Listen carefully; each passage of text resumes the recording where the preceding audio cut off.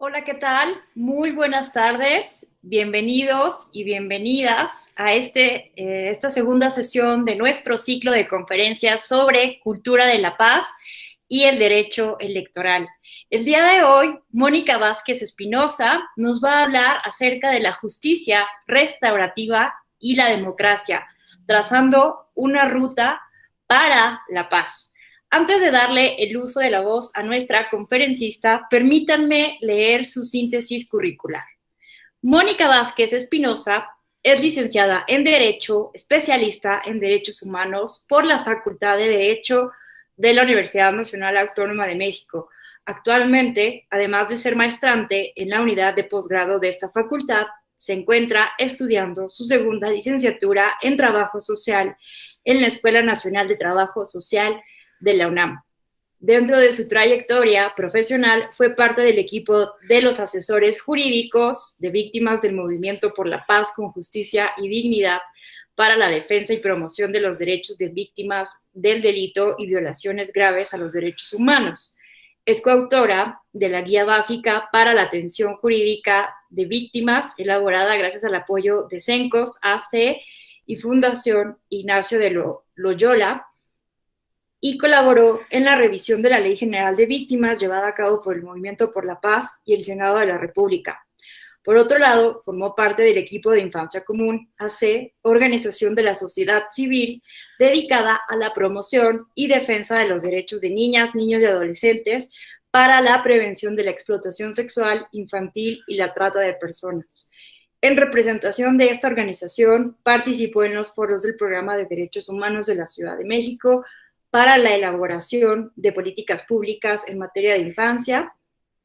Realizó intervención comunitaria para la implementación de redes comunitarias para la prevención de la explotación sexual infantil y diseñó materiales didácticos de educación social en materia de derechos humanos. Participó en el equipo de consultores independientes que realizó el informe sobre la labor de la Oficina de la Alta Comisionada de las Naciones Unidas para los Derechos Humanos en México, titulado 10 años de la OACNUDH en México, balance del aporte e incidencia 2002-2011. Adicionalmente, tiene más de 15 años de experiencia profesional en el desarrollo de cuentas asociadas a derecho empresarial, contractual y corporativo, así como atención y seguimiento a procedimientos judiciales en materia administrativa, mercantil, civil y familiar en sus diversas instancias. La licenciada Vázquez tiene más de 9 años de experiencia docente en los sistemas escolarizado, abierto y a distancia de la Facultad de Derecho de la Universidad Nacional Autónoma de México, la Universidad Latina, SC, y la Universidad Abierta y a Distancia de la Secretaría de Educación Pública. Muchísimas gracias, Mónica, por acompañarnos esta tarde. Muchas gracias también a quienes nos están acompañando a través de esta plataforma y también quienes nos están siguiendo a través de las redes sociales de la Escuela Judicial Electoral y el canal de YouTube del Tribunal Electoral del Poder Judicial de la Federación. Les invitamos a que nos envíen todas sus preguntas y comentarios para nuestra extraordinaria ponente. Y sin más preámbulo, para evitar robarle más el tiempo a nuestra ponente porque queremos escucharla, le cedemos el uso de la voz. Gracias, maestra Tello. Buenas tardes a todas las personas que nos acompañan. Agradezco profundamente a las autoridades y las personas colaboradoras de la Escuela Judicial Electoral por brindarme esta oportunidad para compartir con ustedes algunas reflexiones sobre la justicia restaurativa y la democracia en una sociedad pacífica. Para iniciar esta exposición, parto de la hipótesis de que la democracia y la justicia restaurativa tienen un alto potencial para la construcción de la paz. Arribar a esta afirmación requiere que nos planteemos algunos cuestionamientos. ¿Qué podemos entender por paz?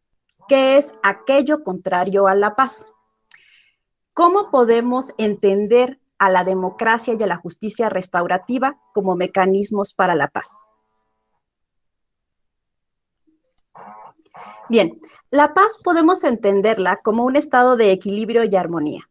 En el ámbito social, nos remite a una situación en que las personas, las comunidades y los estados conviven en ausencia de violencia y opresión. mediante la aceptación, el respeto y el reconocimiento de las diferencias y el aprecio a las identidades mediante un desarrollo sostenible en donde haya una distribución justa y equitativa de los beneficios que este desarrollo provee. Adicionalmente, todo esto debe de insertarse en entornos seguros en los cuales sea posible el pleno goce y ejercicio de las libertades y los derechos humanos. De lo anterior, se puede desprender que el concepto de paz tiene dos dimensiones. Una dimensión negativa, en donde vamos a tener la ausencia de violencia y opresión, y por el otro lado, una dimensión positiva, en donde se expresa la necesidad de la materialización de los derechos humanos como criterio de justicia y legitimidad política, el desarrollo humano, el respeto al derecho y la aceptación del pluralismo cultural e ideológico. Hablar de paz en tiempos contemporáneos, y esto es muy importante destacarlo, no debe traducirse en la homogenización de las personas, es decir, no debemos considerar a todas las personas con identidades iguales, no debemos forzarlas a tener identidades, ideologías, formas de pensar y de vida que sean exactamente iguales. Tampoco debemos de entender que en una sociedad en contexto de paz no va a haber disenso, ¿no? Sino más bien una sociedad pacífica tiene como proceso la transformación de la forma en la que abordamos los conflictos y las diferencias, sobre todo para evitar la violencia y la opresión. En este sentido, ya que hablamos de violencia, opresión, conflicto, cabría reflexionar cuáles son los conceptos que tenemos de conflicto y violencia para observar cuáles son estos puntos de contacto, su relación con los problemas sociales, y esto nos permitirá reconocer las cualidades que tiene la democracia y la justicia restaurativa como herramientas no violentas y opresivas de intervenir a través de la pluralidad y el disenso. Ok, vamos a comenzar con una definición muy básica de conflicto, que es la definición etimológica, y va a ser una metodología que vamos a ocupar durante todo el proceso como para tratar de entender por qué a veces tenemos ciertas percepciones y relaciones con las palabras. La palabra conflicto proviene del latín conflictus, que se forma del prefijo con, convergencia, ¿no? Y el participio de fligere, que es flictus, que es golpe. En una traducción etimológica muy básica, podríamos decir que el conflicto es el golpe entre varios. Esto hace alusión a la lucha, al combate, al pleito. Lo anterior nos permite inferir por qué socialmente, ¿no?, y de forma tradicional entendemos que el conflicto tiene una connotación negativa que es asociada con la desgracia, con lo patológico y con la violencia. En parte, estas percepciones son justificadas porque el conflicto tiene un alto potencial desintegrador con fuertes costos sociales, grupales, personales, ya que puede ser un factor de estrés y generar estados emocionales dolorosos, inhibir la comunicación y las posibilidades de negociación. Se destaca el aspecto trágico y de ruptura del conflicto al momento en que suponemos que la solución a este es una cuestión de fuerza o de imposición.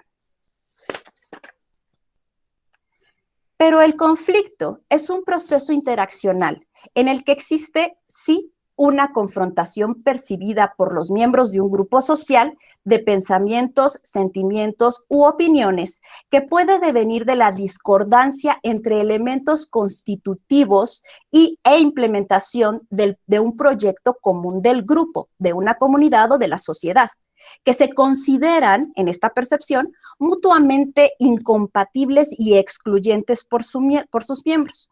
Dentro de esos disensos subyacen intereses. Esto es algo que no debemos olvidar.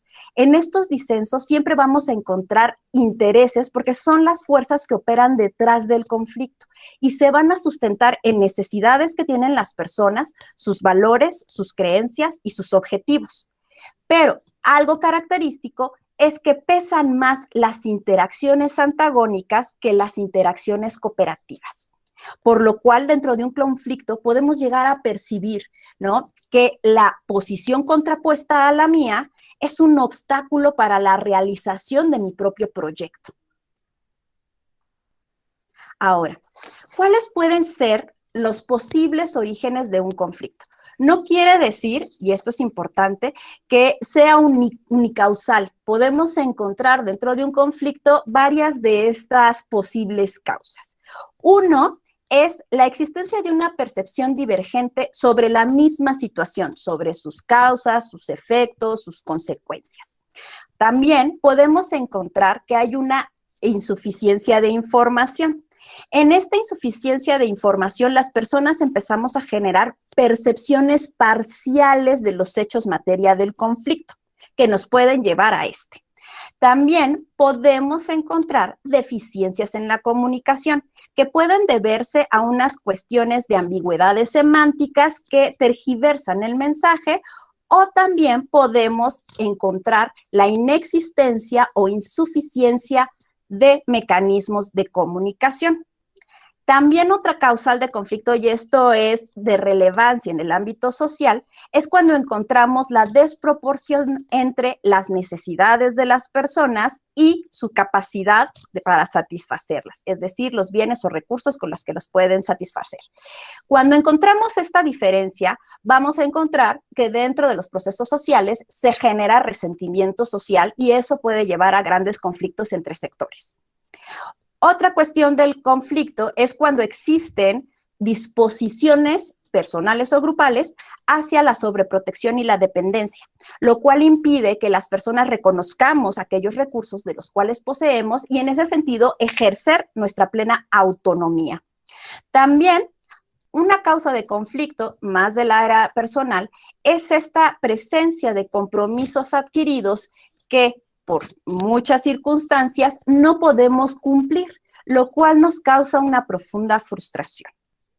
Ahora, otra causa de conflicto son las diferentes formas de ser, pensar o actuar y que pueden confrontarse con otras.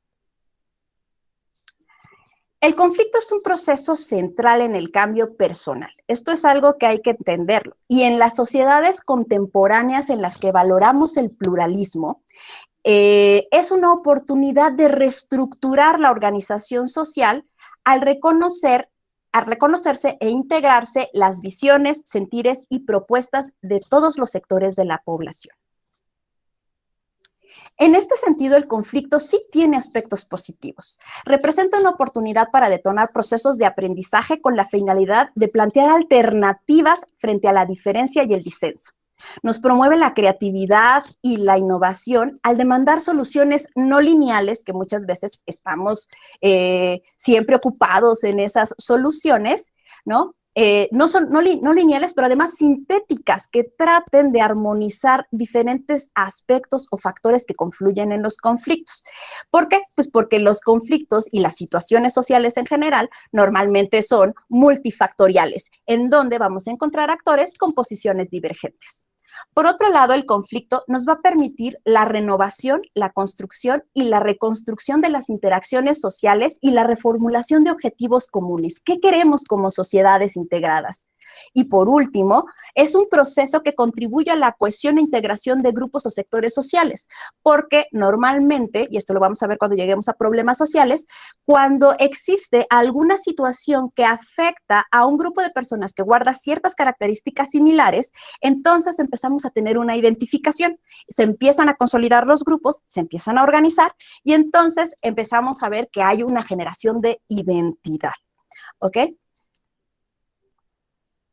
Estoy muy acostumbrada, perdón, al dar clases cuando digo, hay dudas hasta aquí, pero ya quedamos que las dudas al final, perdón. Ok, bueno, como se puede apreciar, ahorita llego a la violencia. Como se puede apreciar, el conflicto no es intrínsecamente negativo, es decir, lo negativo no está inserto en el ser del conflicto.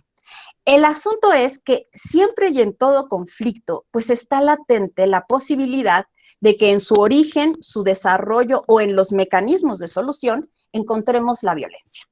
Entonces, Ahora, la violencia es un fenómeno, y creo que esto ya lo han escuchado muchísimo, es un fenómeno muy complejo. Voy a sonar un tanto cuanto como cliché, pero pues sí, es muy complejo y ahorita vamos a pasar a ello, ¿no? De ahí que sea muy difícil conceptualizarlo y normalmente cuando hay lecturas sobre la violencia vamos a encontrar descripciones, más que explicaciones, digamos, generales sobre la violencia. Por lo que semánticamente denota y connota una multiplicidad de elementos que incluso parecen disímiles. La palabra violencia, vuelvo a la cuestión etimológica, viene del latín violentia, que a su vez, ¿no? Viene de cualidad de violentus o violento. La palabra violentus viene de vis, fuerza, y olentus, abundancia, que en una traducción igual muy simplista se puede considerar como un ejercicio abundante de poder o de fuerza de alguien sobre alguien o sobre algo. De ahí que cuando escuchamos o leemos la palabra violencia, pues nos van a aparecer en la mente pues, imágenes sobre la guerra, conflictos armados, terrorismo, delincuencia, golpes, ofensas, amenazas o cualquier otra manifestación que dañe la integridad física y psicoemocional de las personas. Esto puede deberse a que la violencia directa y sobre todo la física, pues es un ataque muy visible del uso de la fuerza, de la rudeza voluntaria cometida en contra de alguien. Pero en el ámbito social existen otras muchas manifestaciones de la violencia menos directa y más sutiles. Por eso, vamos a hablar de una definición que a mí en lo particular me gusta mucho de violencia porque nos permite encuadrar todas estas manifestaciones. Retomando las ideas de San Martín, la violencia es toda conducta intencional potencialmente dañina. Este concepto destaca 3 elementos de la violencia. La violencia, al ser una conducta, se puede ejercer por acción o por omisión. Por otro lado, es una conducta intencional, pero la intencionalidad de la violencia no radica en los fines que quiero obtener con esta conducta, sino está vinculada, nos diría la OMS, al acto mismo. Yo deseo, quiero, estoy motivada, motivado a generar esta conducta. Por tanto, no se vincula tanto con el efecto que produce. Y en cuanto al efecto que produce, la potencialidad de daño. Esto es, no necesita verificarse el daño para que haya violencia. Simplemente que con la conducta intencional se habla el margen, el riesgo para que exista el daño, entonces hay violencia. Si bien en la violencia intervienen algunos factores psicobiológicos, esto es diferente a la agresividad, porque a diferencia de esta, ¿no? La violencia está mediada por factores sociales y culturales que dota a la conducta de un carácter gratuito desde el punto de vista biológico, ya que no presenta un mecanismo adaptativo de sobrevivencia. Esto es muy importante, ¿no? Y esa es la diferencia entre lo que podríamos llamar agresividad animal o instinto agresivo de la violencia. Por esta mediación, solo el ser humano es capaz de cometer violencia, pudiendo ejercer su fuerza o poder contra él mismo o contra otros. Por otro lado, la violencia en el ámbito social no está únicamente ligada a bienes materiales o a cuestiones corporales, ya que la violencia puede manifestarse a través de los ámbitos o la esfera que conforman el etos de la persona, es decir, su manera de ser y estar en el mundo. Porque algo que también hace la violencia es que la violencia reifica y cosifica a la víctima que lo sufre. De acuerdo con Echeburúa, uno de los factores que permite la violencia es, él le llama factores inhibidores, es este alejamiento que hay entre el sujeto activo de la violencia y el sujeto pasivo. Este distanciamiento puede ser físico, como puede darse con un arma de fuego, por ejemplo, ahí hay un distanciamiento físico, pero también puede ser un distanciamiento psicológico. Este distanciamiento me va a permitir deshumanizar a la víctima, la vuelvo cosa, la desvalorizo y entonces al momento de despersonalizarla queda simplemente como un símbolo que es susceptible de ser lastimado o destruido. Por eso también Echeverría nos va a decir que una forma de eliminar o de ir trabajando la violencia es la cuestión de la empatía, porque nos permite ese acercamiento personal con las víctimas.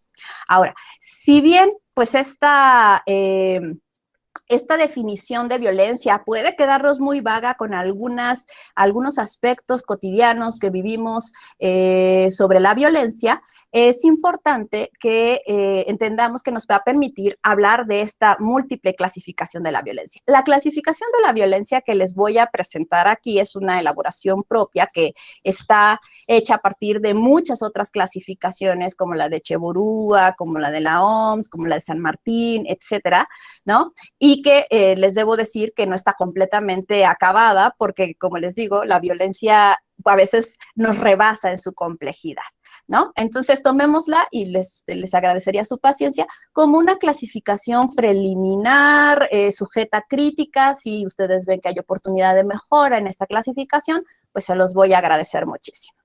El primer criterio clasificatorio que tenemos es por la modalidad de la conducta. Ya decíamos que la violencia puede darse por acción, y en este caso tenemos una violencia activa, y por el otro lado tenemos la omisión, y es una violencia pasiva. También vamos a encontrar la clasificación por la forma de manifestación. En este caso vamos a tener a la violencia expresiva, que está modulada por la ira. Es una cuestión un poco más impulsiva, en donde no hay un adecuado manejo de las emociones, y por lo general este tipo de violencia se expresa entre personas que tienen una relación cercana. Y en este sentido, pues normalmente surgen sentimientos de arrepentimiento o de vergüenza posterior al arrebato de violencia, porque tiene más que ver con esta falta de capacidad de manejo de ciertas emociones. Pero por otro lado vamos a tener a la violencia instrumental. En la violencia instrumental hay un grado de reflexión para cometer la violencia, porque estoy ocupando la violencia para obtener un objetivo determinado. En este sentido, los sentimientos de culpa pueden ser un poco más vagos y difíciles de detectar o de recuperar. Esta clasificación seguramente muchas y muchos de ustedes la saben porque es la que principalmente recogen nuestras legislaciones, que es la violencia por el tipo de daño causado. En este caso tenemos a la violencia física, que recae sobre la integridad y la vida de las personas. Los ejemplos clásicos de esta violencia pues son las lesiones o la muerte. Tenemos la violencia psicológica, que en este caso son cualquier conducta potencialmente dañina que genera cambios en la estructura psíquica, que puede darse a nivel cognitivo, es decir, nos cambia la forma de percibir el mundo. De hecho, este es un tipo de efecto de la violencia que es difícil a veces de detectar.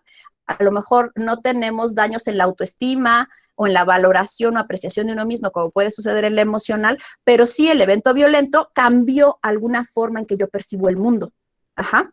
Y también puede tener efectos conductuales cuando ya la persona presenta algún tipo de trastorno como el de ansiedad o depresión. O sea, algo que quiero poner de manifiesto es que no esperemos que una consecuencia psicológica de la violencia siempre va a ser un trastorno de ansiedad o un trastorno depresivo. O sea, puede darse en un nivel en donde sea nada más percepción o que esa persona de alguna manera vea afectada su percepción de sí y su relación con otros de manera casi imperceptible. Por otro lado, tenemos la violencia sexual. La violencia sexual es una violencia combinada entre lo físico y lo psicológico, en donde se daña, como bien dicen nuestras legislaciones, la libertad, la integridad y el desarrollo psicosexual de la persona. Por otro lado, tenemos la violencia económica, que son estas conductas que se orientan a controlar o disminuir el acceso y estabilidad de los recursos económicos de una persona. Dentro de esta encontramos la subespecie de la violencia patrimonial, en la cual, ¿no?, hay un uso indebido o no autorizado o ilegal de los bienes que conforman el patrimonio de una persona y este patrimonio se ve afectado, ¿ok? Entonces, por ejemplo, y ahí vienen las pequeñas sutilezas, ¿no? Cuando una persona ocupa mis bienes, ¿no? Es que, ¿qué les digo? Yo de repente me toca atender cada caso, cada historia de terror, ¿no? En donde la pareja toma la tarjeta de celular, perdón, la tarjeta de crédito de ella y se pone a pagar cosas de él, ¿no? Ese es un ejemplo de violencia patrimonial. Pero es diferente, ¿no?, a el tipo de violencia en donde la mujer, ¿no?, o donde uno de las partes de la pareja le dice, no trabaja, y entonces la otra persona le da medido el dinero para el gasto, por decirlo de alguna manera, ¿no? Porque entonces ella se está viendo impedida de generar sus propios recursos o no tiene acceso laboral, ¿no?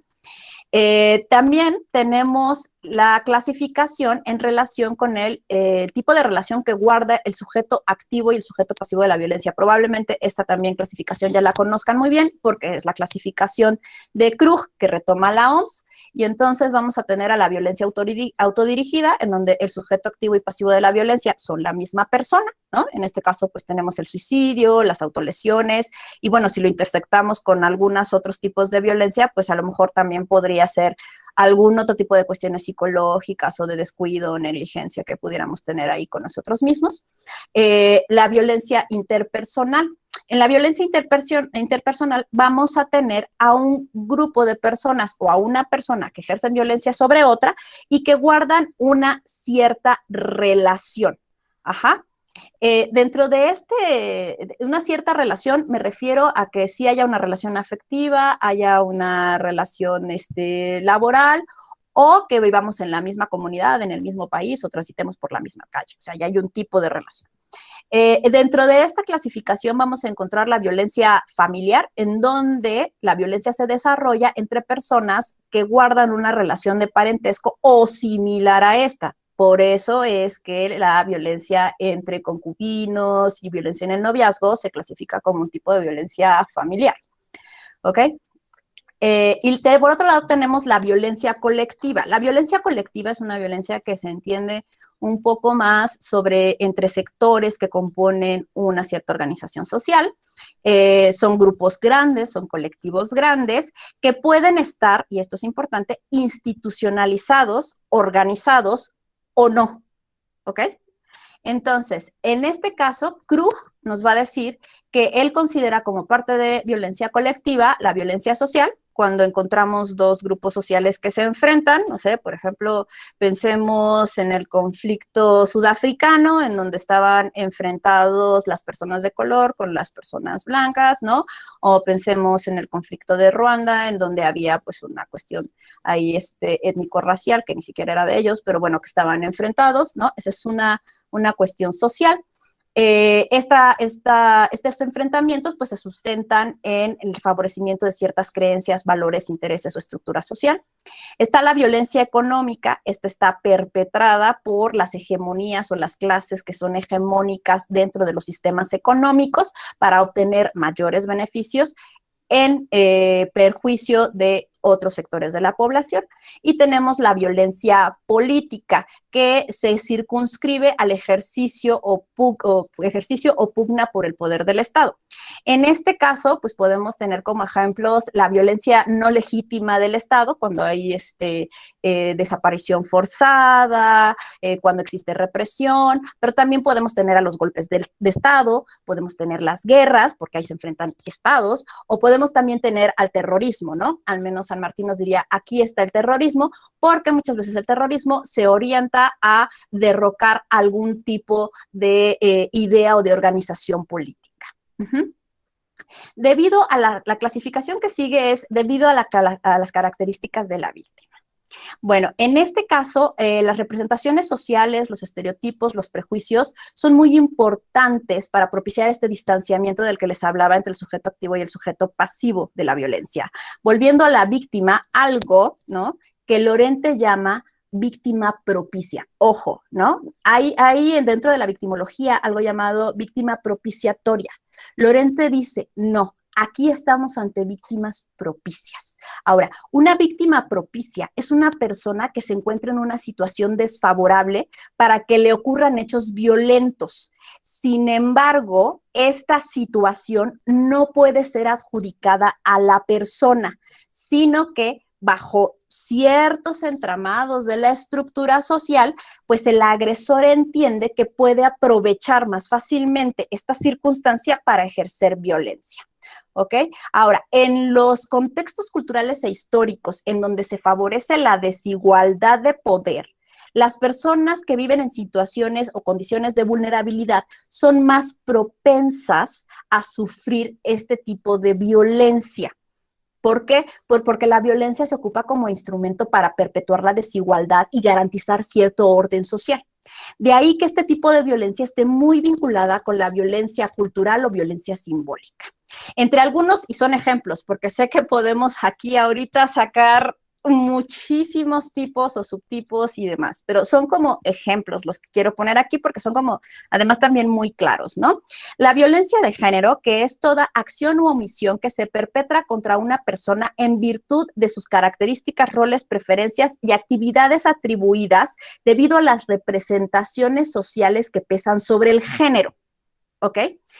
Y que estas representaciones permiten que esta persona sea una víctima propiciatoria o en su caso, cuando la persona no se ajusta a estos roles, a estas percepciones, a estas representaciones sociales, pues entonces la violencia se ejerce con un fin correctivo, como tristemente sucede con las violaciones correctivas que a veces algunas compañeras mujeres lesbianas sufren porque no se ajustan al rol de la feminidad, digamos, hegemónica.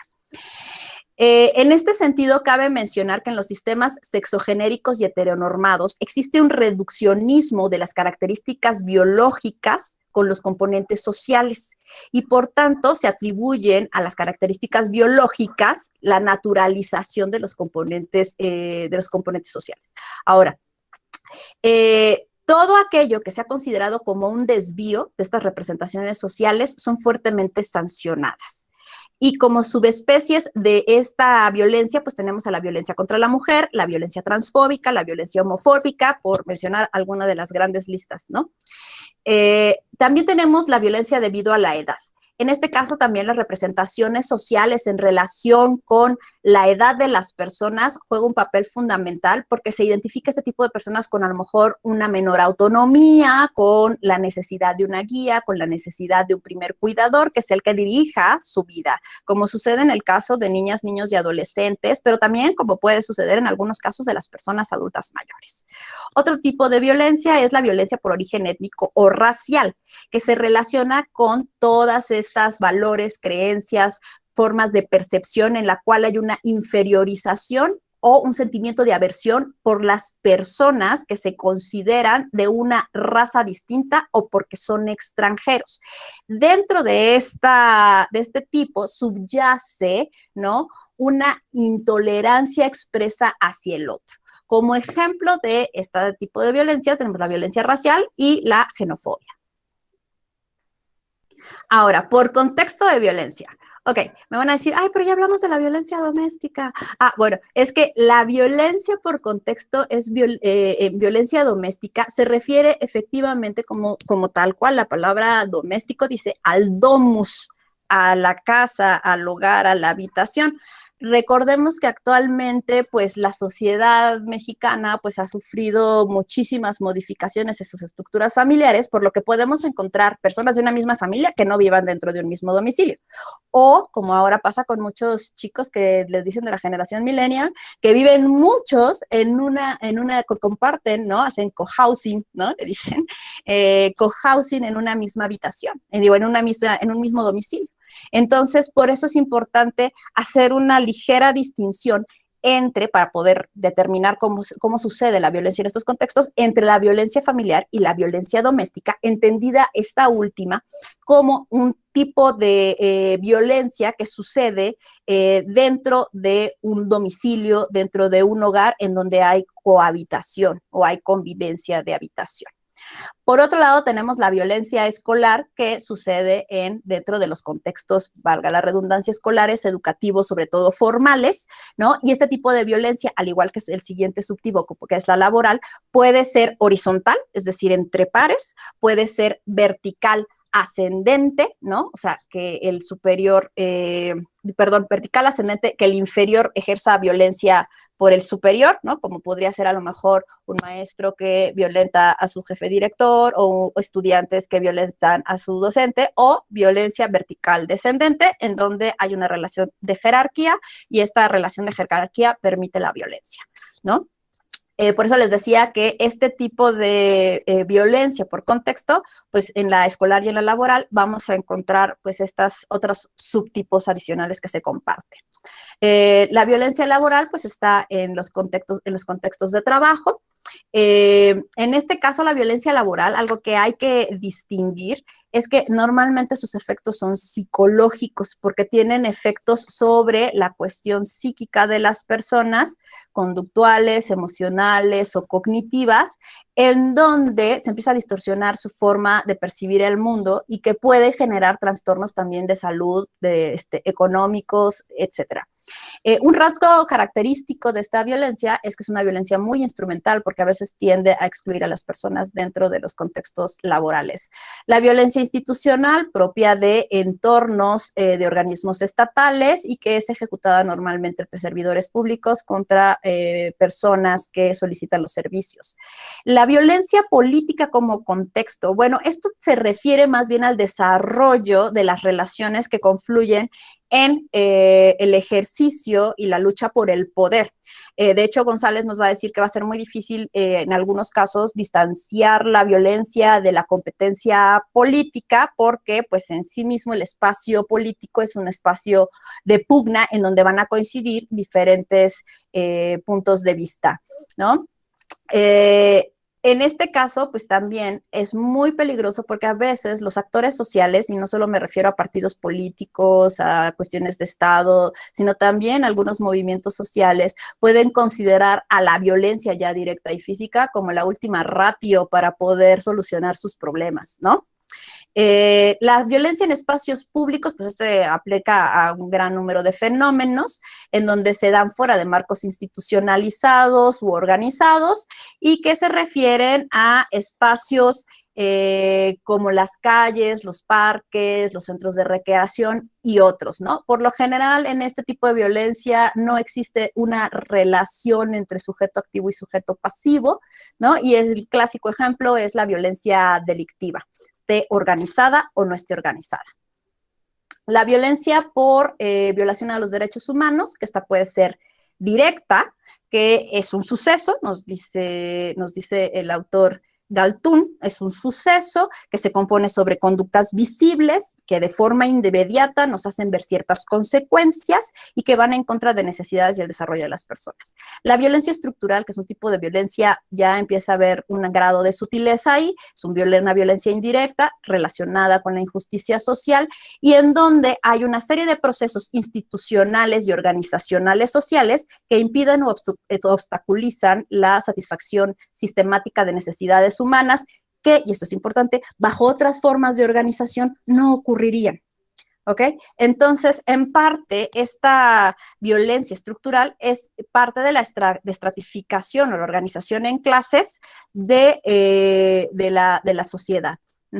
Y en este caso, pues, este tipo de violencia produce efectos de victimización más amplios y profundos que la violencia directa y además cuando ocurre violencia directa, las personas que estén en violencia estructural pues son todavía es más difícil que puedan recuperar su bienestar. Y por otro lado, la violencia cultural y simbólica es una violencia súper invisible porque está incorporada en todos los ámbitos de la vida social.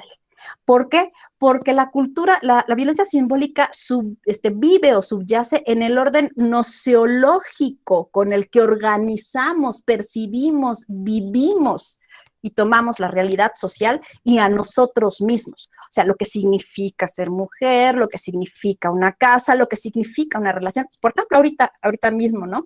Hace rato hablaba yo con la maestra Tello y le decía, bueno, pues es que yo por mis procesos de instrucción de educación social, pues yo no soy tan formal, ¿no? Soy un poco más de diálogo y otras cosas, pues porque he trabajado en comunidades, ¿no? Sin embargo, en ciertos espacios entendemos, el ponente, la ponente, entonces yo me siento, no digo nada, escucho, porque ella seguramente me va a decir alguna verdad que yo desconozco, y a lo mejor son cosas que uno ya sabe, ¿no? Pero existe esta cuestión de percepción social porque hay un orden, una jerarquía, algo que nos pinta y nos dibuja el mundo.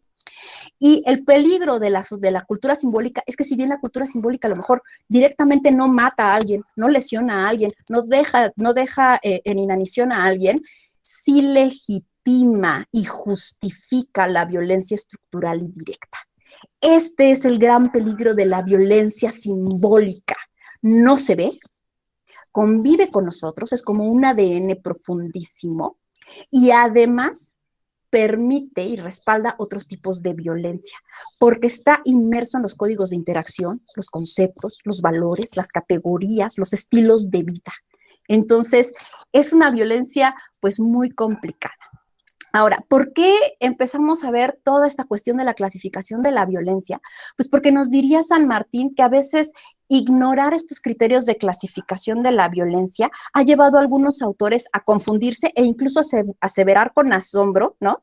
Que algunos tipos de violencia no existen o que simplemente la violencia toda es la misma.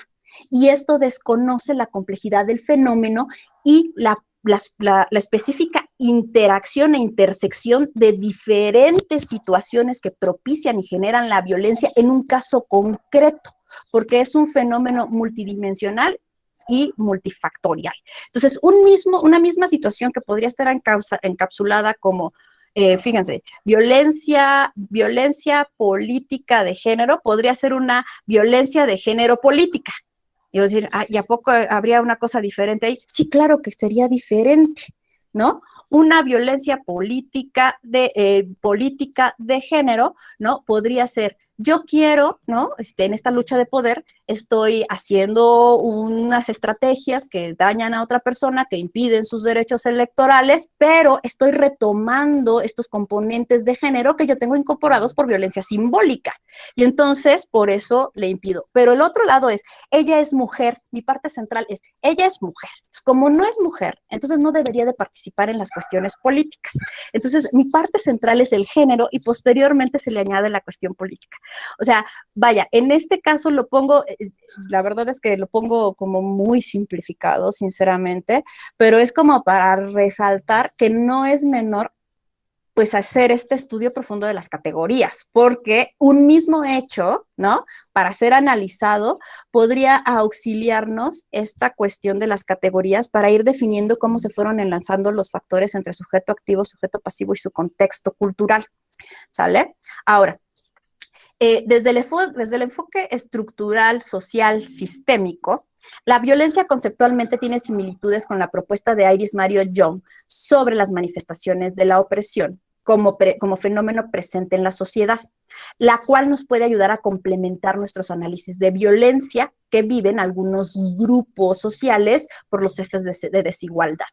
Para hablar del fenómeno de la opresión, Young parte de la idea de que la justicia, en lugar de centrarse en la distribución, debería de comenzar por analizar los conceptos de opresión y de dominación que subyacen en una sociedad para resaltar cómo las decisiones de Estado, la cultura, el sistema económico y las desigualdades estructurales influyen en esta justicia. La presión, nos dice Young, es una situación sistémica en donde existe un ejercicio desigual de fuerzas que como resultado genera que las personas oprimidas sufran alguna limitación en sus facultades para desarrollar y ejercer sus capacidades, expresar sus necesidades, pensamientos y sentimientos. Esto, cuidado, no implica un poder tiránico consciente que coaccione a las personas, sino son impedimentos que sufren algunos grupos cuyas causas están insertas en hábitos, normas, símbolos que no se cuestionan. Por lo que, a pesar de poderse ejecutar acciones muy bien intencionadas, estas bien podrían reproducir la injusticia y la desigualdad. Las expresiones, ¿no? Las expresiones de la violencia son la explotación, que está ligada a los procesos económicos en las cuales las estructuras del sistema económico de forma sostenida y permanente transfieren los resultados y beneficios del trabajo de un grupo social a otro. Entiéndase que Alice Mario Young tiene una base profundamente marxista, ¿no? Entonces, bajo este tamiz podemos entender su concepto de explotación. La marginación consiste en la expulsión de ciertos grupos de la participación útil en la sociedad. En este caso, esta participación útil también está en los sistemas productivos, lo cual le impide obtener satisfactores bienes para satisfacer sus necesidades, pero también hay una ruptura progresiva de los lazos sociales y simbólicos de reconocimiento que los unen con la sociedad. La carencia de poder, que es la ausencia de autoridad y capacidad para participar en la toma de decisiones que afectan las condiciones de vida y sus decisiones. También esto inhibe el desarrollo y expone a un trato poco respetuoso a las personas que sufren carencia de poder. El imperialismo cultural conlleva a la universalización de la experiencia y la cultura de un grupo dominante. Y por ello, este grupo dominante impone su visión del mundo. Cuando hay un enfrentamiento entre un grupo que tiene una hegemonía cultural y otro, ¿no? El grupo dominante normalmente va a buscar reforzar su posición mediante el sometimiento de sus criterios epistemológicos y nociológicos a las otras personas. Y en este caso, pues las personas que no se amolden a estas formas de pensar, ¿no? Y sus características quedarán reducidas a una desviación o a una categoría o a una percepción inferior de la normalidad. Digamos que en esta categoría está muy relacionada, por ejemplo, con el pensamiento colonializado, ¿no?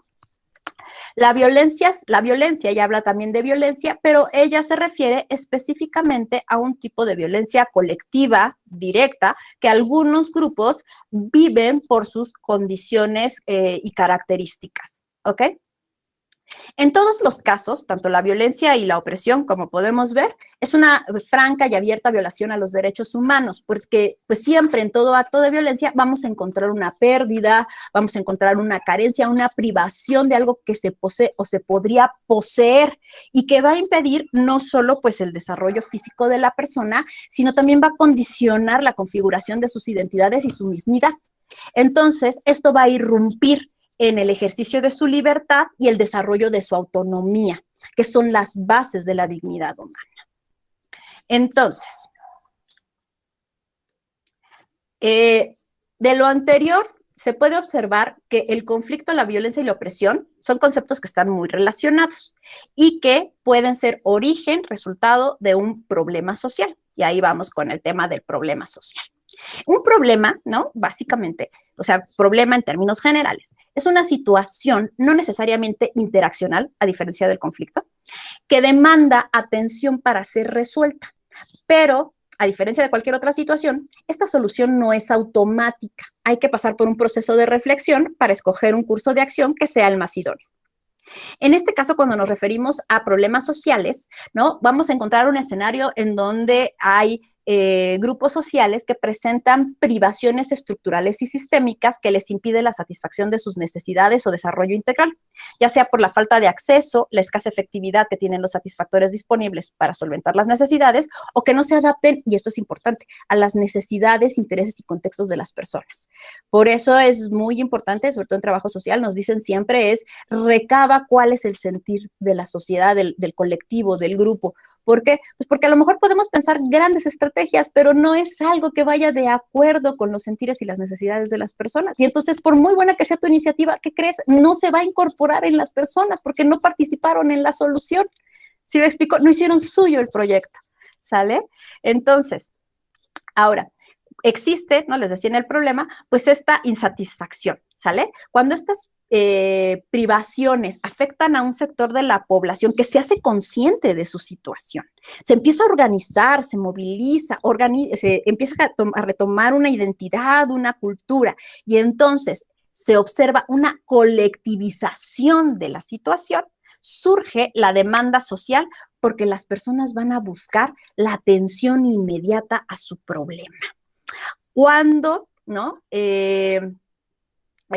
Demanda social, problema social, ajá, y entonces ahí es cuando surge el problema social. Ahora, para que el problema social de verdad se consolide, pues se requiere de un contexto en donde haya ciertas condiciones sociales, políticas y económicas que confluyan, ¿no? Para poder consolidar este proceso, ¿ok? De lo anterior, ya que vimos pues toda esta serie de conceptos, vamos a ver cuál es la relación entre violencia, opresión, conflicto y problema social. Bueno, en sí la violencia puede ser un problema social o puede ser caracterizada como un problema social dependiendo de cómo se presente, que de no atenderse puede llevarnos a un conflicto. También puede haber un conflicto que no necesariamente es violento, pero que al incorporar la violencia dentro de su gestión y su solución, nos puede llevar a nos lleva a la violencia y que como no es abordado de manera adecuada, puede derivar en un problema social.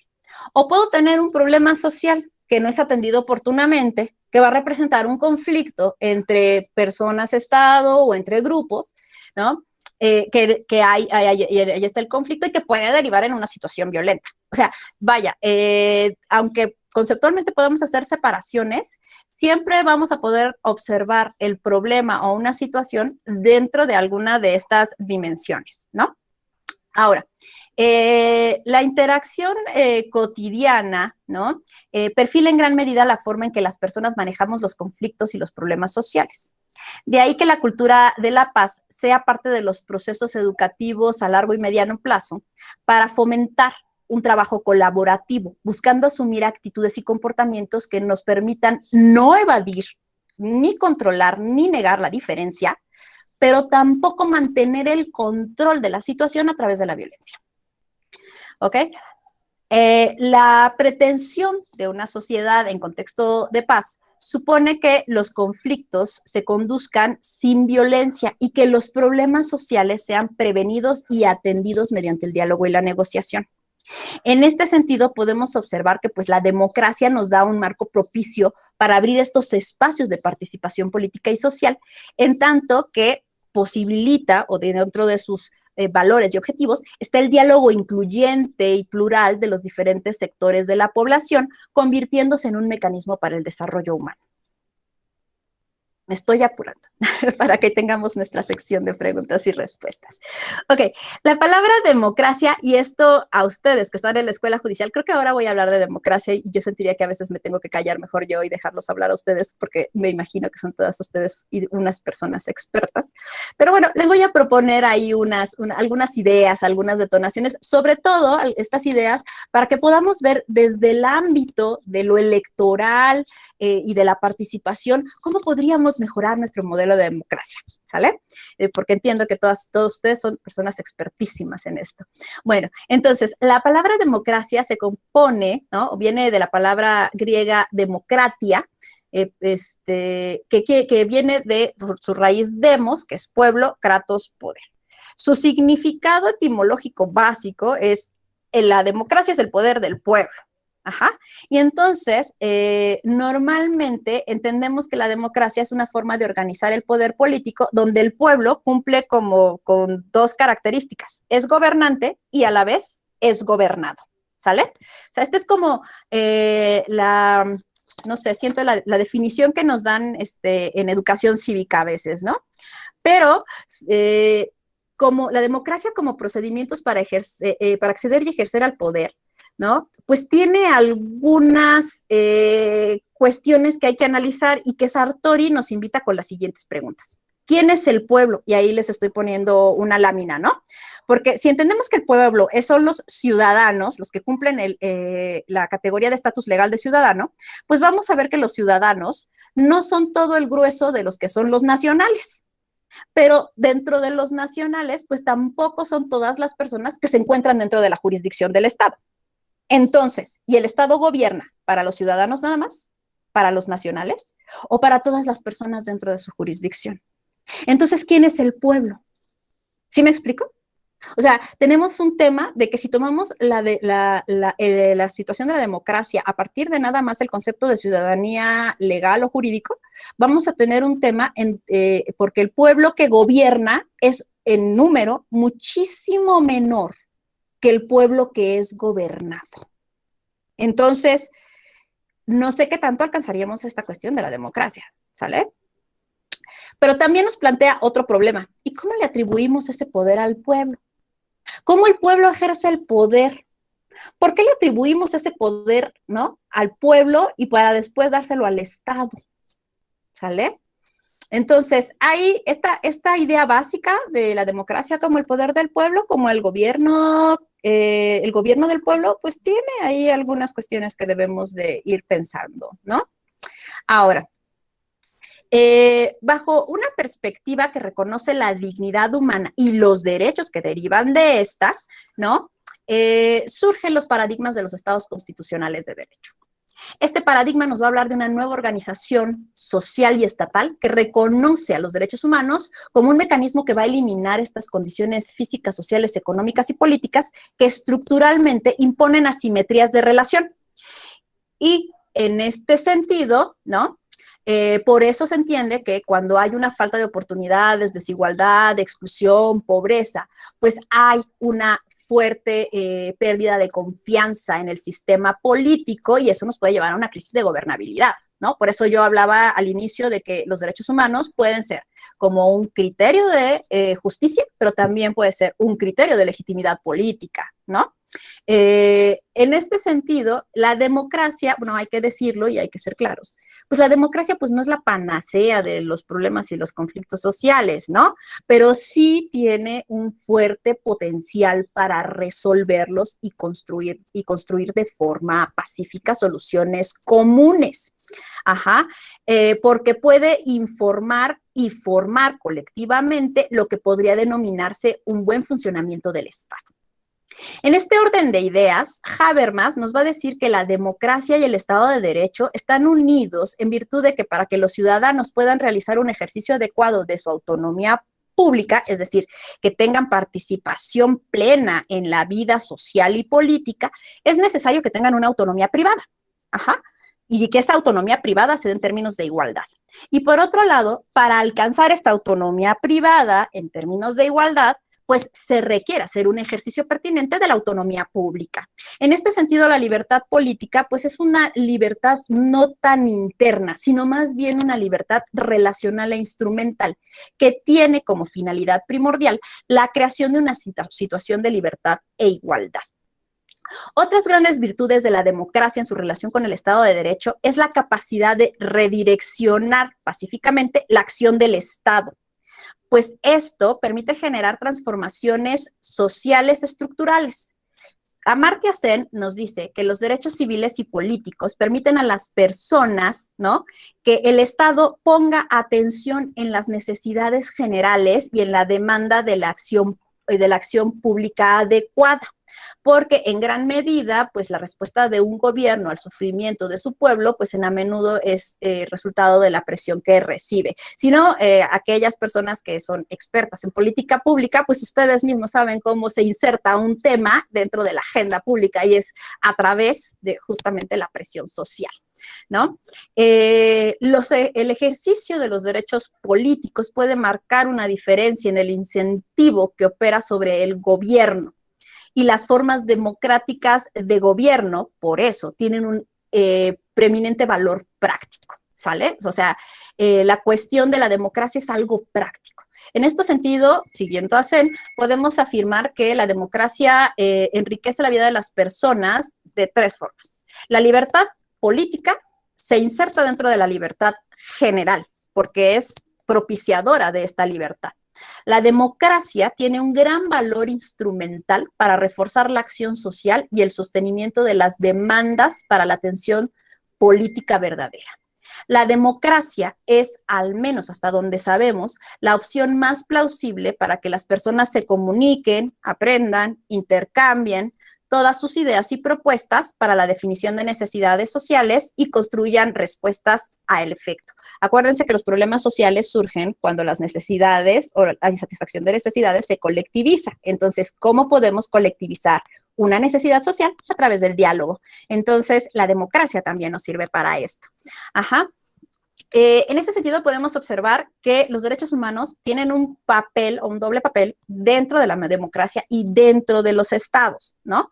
Porque en su dimensión, digamos, más general, como condiciones de posibilidad que permiten la vida y el desarrollo de las personas, la facticidad, ¿no? O sea, su materialización, en gran medida son producto del diálogo de los grupos, los sujetos y el Estado. Pero también el reconocimiento y materialización de los derechos humanos son precondiciones para que podamos tener acuerdos políticos válidos. Si no hay cumplimiento de derechos humanos, va a ser muy difícil que podamos dialogar en términos de igualdad para tomar decisiones políticas o públicas, ¿ok? Entonces, por eso hay esta como doble relación. Por eso, a mí me gusta mucho la definición que nos da Sánchez Rubio respecto a democracia, cuando nos dice que es una forma de gobierno, ¿no? Es tanto una forma de gobierno como un conjunto de acciones, conceptos y mediaciones que se orientan para posibilitar el poder por y para el pueblo. El reto principal de una democracia va a ser organizar y conciliar los conflictos que ocasiona el poder y la colaboración entre el Estado y las y los ciudadanos para abordar los problemas y los conflictos sociales. Entonces, ahí ya entendemos el reto, ¿no? ¿Cómo le vamos a hacer para que las luchas por el poder y la colaboración entre Estado y ciudadanos sean pacíficas y efectivas para poder abordar problemas y conflictos? ¿Sale? Bueno, pues hablar en estos términos requeriría pensar en un concepto de democracia un poco más integral que, digamos, pues esta primera aproximación que tuvimos hace un momento, ¿no? En este sentido, esta percepción de democracia nos va a brindar la idea de que los ciudadanos debamos de ser responsables y asumamos la capacidad de autogobernarnos, participando en el ámbito público y privado. Pero, pues, la acción de los ciudadanos siempre va a estar enmarcada por cómo concebamos la democracia y cómo concebamos la ciudadanía. Entre las elaboraciones teóricas de la democracia vamos a encontrar varias clasificaciones que nos pueden ayudar a hacer este concepto técnico operativo de democracia integral, ¿no? Por un lado vamos a tener a la democracia procedimental, que se sustenta en una igualdad moral y política y en una libertad negativa, es decir, los ciudadanos son los que deben decidir cómo se gobierna, ¿sale? Y todos son iguales al poseer esta capacidad, ¿no? Y por tanto, si son capaces de dirigir sus proyectos de vida, pues por supuesto que tienen la capacidad para poder dirigirse en grandes conglomerados, ¿no? En este caso, se da mucho énfasis en los derechos civiles con fines políticos y los derechos políticos. No se desconoce la existencia de los derechos sociales, pero realmente no se consideran necesarios para fundamentar este concepto de democracia, a diferencia de la democracia sustancial, que se refiere a la igualdad material y de oportunidades y a una libertad positiva, ¿sale? Porque si no tenemos ciertos bienes básicos, pues es imposible que tengamos la capacidad para poder intervenir en la vida pública y social. Ajá. Entonces, pues ahí tendríamos que empezar por dialogar entre entre una democracia procedimental y una democracia sustancial que tienda a evitar las relaciones de dominación y de desigualdad. Ahora, por otro lado, tenemos otra división que es la democracia representativa o la democracia indirecta, en donde existe una división política del trabajo. ¿Qué quiere decir? Que vamos a tener una clase que gobierna, que es especialista en gobernar, y por otro lado tenemos a pues, los gobernados, ¿no? Pero en este tipo de democracia, en su aspecto más puro, los ciudadanos tienen una participación muy mínima. ¿Por qué? Pues porque simplemente, diría Sartori, eligen a quien elige. Es decir, la participación ciudadana se limite a emitir su voto y posteriormente de eso, pues la responsabilidad se le ha delegado al representante y el representante tomará las mejores decisiones de acuerdo a la plataforma política y la ideología que me haya puesto en su campaña. Y entonces, pues el ciudadano se vuelve un objeto pasivo, ya no interviene y solo está observando y expectativa, ¿no? Por otro lado, tenemos la democracia participativa, que aquí ya tenemos un poquito de más juego, que requiere una mayor contribución de la ciudadanía en la toma de decisiones, ¿ok? Entonces, ya no solo es elijo a quien elige, sino también yo quiero elegir, yo también quiero participar y también quiero poner de manifiesto mis necesidades. Ahora, dentro del esquema combinado de democracia representativa y democracia participativa, podemos encontrar algunas combinaciones. Por ejemplo, en la primera combinación vamos a encontrar, pues sí, la cuestión de la emisión del voto, la elección de representantes, pero combinado con mecanismos de participación semidirecta como el referéndum, el plebiscito, la iniciativa popular y la revocación de mandato, que se hacen mediante instrumentos institucionalizados y que se toma la opinión de la ciudadanía para, pues, algunos temas relevantes. Pero otro nivel es la democracia deliberativa. En la democracia deliberativa sí hay una interacción cara a cara entre los ciudadanos, ¿no? Y en esta interacción cara a cara entre los ciudadanos, bueno, pues la idea es que también participe el sistema político y estatal y que dialogue con la comunidad para poder recabar estos sentires, estas necesidades y percepciones y las propuestas que se formulan. En este sentido, todos los organismos de protección y defensa de los derechos humanos podrían o pueden coadyuvar en ser estos foros facilitadores en donde se reúnan, pues sí, algunas comunidades con intereses específicos con las autoridades para encontrar cuestiones de resolución de conflictos. De hecho, esa es la idea en gran medida de del sistema no jurisdiccional de protección y defensa de los derechos humanos. Por eso tenemos estos mecanismos que no son jurisdiccionales, porque la idea es que las partes dialoguen. Ahorita vamos a pasar a justicia restaurativa y vamos a ver cómo funciona. Y por último tenemos la democracia comunitaria, en donde se reconoce la pluralidad y la importancia de la autonomía de los pueblos originarios y su capacidad de autogobierno insertos dentro de la pluralidad que puede componer un Estado. Ahora, esto requiere también que veamos a la ciudadanía, decíamos, desde otra perspectiva y al menos desde 4 dimensiones. Sí, la ciudadanía como estatus legal y jurídico, que es por el cumplimiento de ciertos criterios, ¿no? de ciertos requisitos. La ciudadanía como nexo de identidad nacional, ¿no? Me identifico como, pero también la ciudadanía como práctica, valores, actitudes y conductas cívicas que están siempre mediadas por nuestro contexto cultural, y la ciudadanía como agencia humana, que es la capacidad que debe de tener todo ser humano de desarrollar su autoestima, autonomía, responsabilidad y ser copartícipe en la construcción de su sociedad. Entonces, si pensamos la ciudadanía desde este modelo integral, veremos que las personas, como veíamos al inicio, excluidas en la toma de decisiones, empieza a ser menor. Ahora, vamos a pasar al último punto y me estoy apurando muchísimo porque eso ya son las 6:15 y yo todavía no acabo. Bueno, ok. La justicia restaurativa. Bueno, cuando ya tenemos un problema y un conflicto, ¿qué podemos hacer? ¿No? Pues normalmente pues queremos solucionarlo. Y la justicia restaurativa nos ayuda en la construcción de la paz a través de la resolución no violenta de conflictos con base en el diálogo y la democratización de los procesos. Este es un modelo operativo de justicia que surge en respuesta a los modelos de justicia retributiva que están fuertemente arraigados en las justicias penales, ¿no? Y por eso también se relacionan con los procesos de justicia transicional por sus características.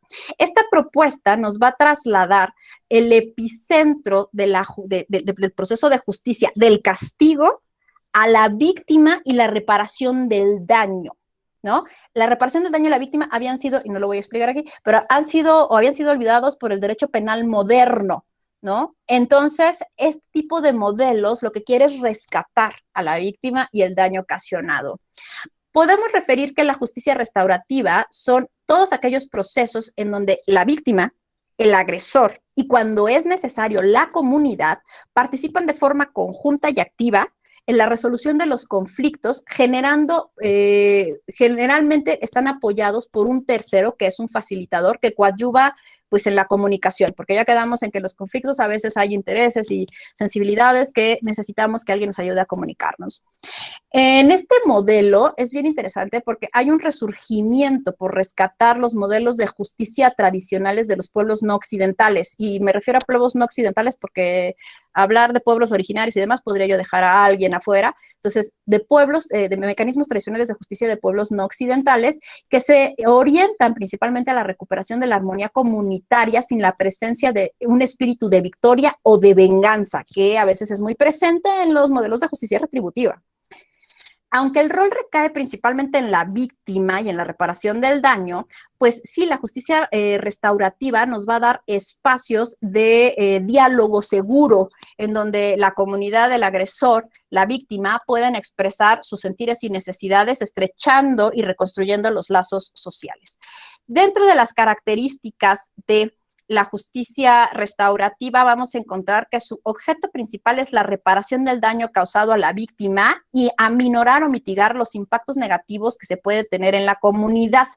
Esto es porque el conflicto se considera como una situación interpersonal en la que de la cual se puede obtener oportunidades de cambio y de mejora, y que al involucrar a todos los actores para conocer las causas y condiciones del conflicto, ¿no?, se pueden poner de manifiesto estas situaciones que ponen en riesgo el bienestar personal y comunitario. Los hechos siempre se van a abordar desde la complejidad, porque no solo se aborda el conflicto y los hechos, sino también cómo se fue desarrollando todo este hecho durante el transcurso del tiempo, cómo fue la relación de las víctimas y cuál es el contexto social, político, económico, cultural en el que se inserta toda esta dinámica. Otra cuestión característica es que los procesos de justicia restaurativa se basan en basan su solución del conflicto en la responsabilidad y las obligaciones de reparación y no repetición. Por lo que sus métodos siempre van a ser flexibles y variables, que van a permitir a las víctimas expresar sus sentires, necesidades y proponer soluciones, motivar al agresor a comprender la relación causa-efecto de su comportamiento y que asuma activamente su responsabilidad, y además promueve el protagonismo de la comunidad en la prevención y respuesta ante hechos particulares de violencia y conflicto, los conflictos y los problemas sociales en general. El principal mecanismo de la justicia restaurativa es el diálogo y la negociación regulados, que siempre deben de culminar en una consecuencia restauradora, es decir, en recomponer el tejido social y resarcir a la víctima. Y debe de potencializar la reconciliación, porque pues finalmente de lo que se trata es de que volvamos la sociedad a estar unida. Ahora, algo importante es que como el agresor participa en la composición de este tejido, esto, y además hacerse cargo de los resultados, le permite al agresor quitarse el estigma social de agresor, de ofensor, de delincuente, ¿sale? Porque a veces, y eso pasa mucho en fenómenos de niños soldado, a veces somos la misma sociedad que cuando ya el delincuente, según cumplió con su pena, nosotros somos mismos los que nosotros lo rechazamos, pero porque no hay un proceso de reincorporación. Ahora, en este sentido, ¿no?, nosotros podemos ver que en los mecanismos de justicia restaurativa tradicionalmente se identifican con los mecanismos alternativos de solución de controversias. Sin embargo, podemos ver que este modelo se ha vuelto también orientador en los mecanismos jurisdiccionales adversariales de resolución de conflictos, ¿no? Esto es algo que nos ha costado un poco de trabajo entender en la justicia penal, que ya no estamos en un sistema de justicia retributivo, sino en un sistema de justicia restaurativa. Ahora, para lograr una resolución no violenta del conflicto, pues tenemos algunas pautas, como aceptar la condición humana y que los conflictos y los problemas son parte de ella. También, pues que todas las personas somos diferentes y vamos a tener planteamientos diferentes y por tanto, pues hay que ser activos en comprender y asumir a los demás y no asumir posiciones defensivas. ser muy cuidadosos cómo manejamos nuestra comunicación en contenido y la vía por la que nos comunicamos. Y si somos facilitadores, bueno, pues lo primero es que debemos de mantener y tener una credibilidad durante el proceso, ser un medio de comunicación y contacto entre las partes, apoyar a las partes en la comprensión ampliada de los hechos, ¿no? Para fomentar esta actitud de cooperación y estar atentos a posibles puntos que puedan reprimir o explotar la agresividad.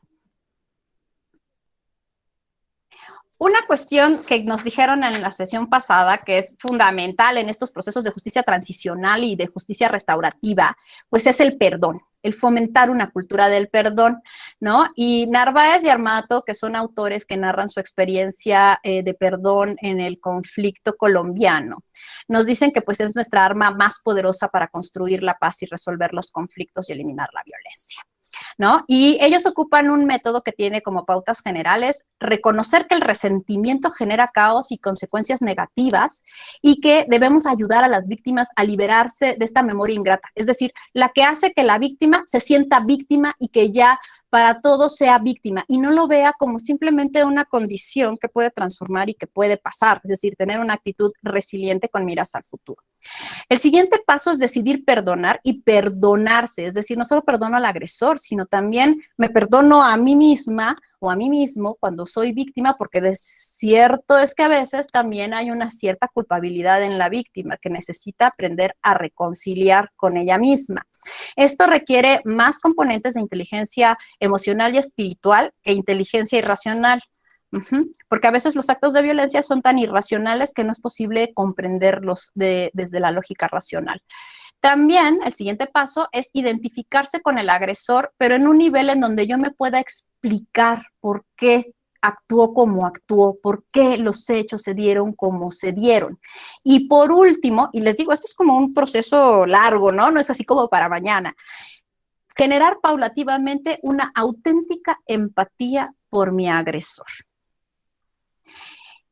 Con estas notas nosotros podemos ver que la democracia, ¿no? Y los derechos humanos, la justicia, la equidad, etcétera, pues son componentes necesarios que debemos ir cultivando a través de esta cultura de la paz, ¿no? Para efectivamente tener una situación en donde se rechace la violencia, se resuelvan los conflictos y los problemas atacando sus causas y siempre hagamos todo mediante el diálogo y la negociación. Muchísimas gracias. Maestra Vázquez, Mónica, muchísimas gracias a ti. La verdad es que felicidades por tan extraordinaria conferencia. La verdad es que tienes una capacidad de síntesis extraordinaria porque no solo nos explicaste qué es el conflicto, la violencia, sino que también nos diste claves para entender qué es la democracia, sus diferencias, por qué la democracia es una pieza clave para cultivar la paz. Y además nos explicaste qué es la justicia restaurativa. Muchísimas gracias, Mónica. Ahora pasaríamos a preguntar a quienes nos acompañan en esta plataforma si quisieran hacer uso de la voz o hacer algún comentario, pregunta a la ponente a través del chat. En lo que se animan aquí a participar y a escribirnos sus preguntas, sus comentarios o alzar la mano para que les demos el uso de la voz. Quiero decirte que te mandan felicitaciones desde Facebook de la Escuela Judicial Electoral. Eduardo Hernández señala excelente disertación e información y te manda muchísimos saludos. Asimismo, nos llegaron preguntas. Tenemos una pregunta del doctor Vado. Nos dice, ¿qué relación existe entre la justicia restaurativa y la mediación? ¿Quieres que te haga otras dos preguntas o quieres ir contestando una por una? Una por una. Bueno, como yo mencionaba, sí, efectivamente, normalmente la justicia restaurativa se relaciona con los medios alternativos de resolución de conflictos, porque existe una voy a regresarme un poquito a la presentación, ¿no? Esta parte, perdón mis circulitos, porque nosotros vemos que dentro de los mecanismos de solución de controversias hay una progresión entre la mayor participación de las partes y menor participación de las partes, menor intervención del tercero y mayor intervención del tercero. Entonces, por sus características, por ejemplo, en la mediación, pues normalmente lo vamos a asociar con justicia restaurativa, ¿no? Mientras que en los juicios o en el arbitraje vamos a tener a este tercero que va a decir la verdad última sobre el conflicto y pues las partes simplemente narran la historia, ¿no?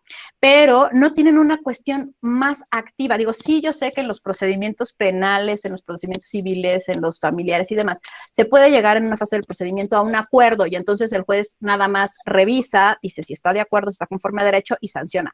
Pero en realidad no hay un apoyo a las partes para poder comunicarse de manera pacífica. En cambio, en la negociación, la facilitación, la mediación y la conciliación, el tercero hace esta facilidad de comunicarse, ¿no? O sea, entre las partes.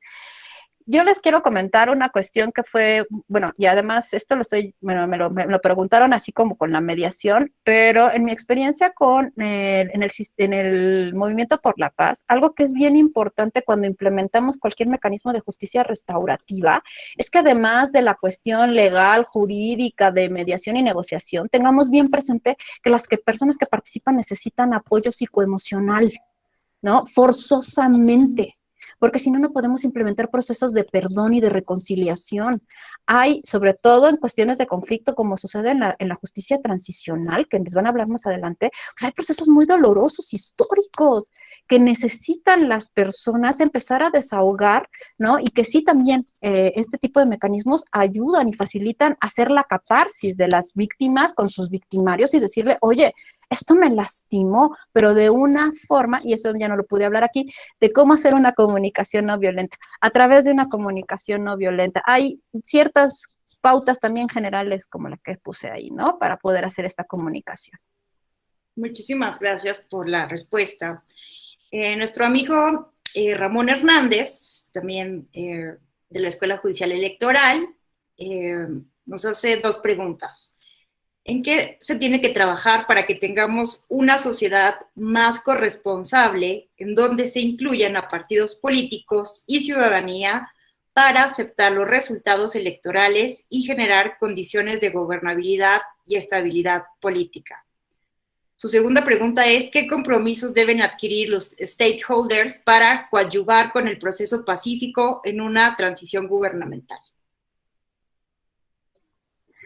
Bueno, si yo pudiera dar respuesta en 5 minutos a eso, creo que podría yo ganar mucho dinero, porque me pusieron una pregunta bien compleja, ¿no?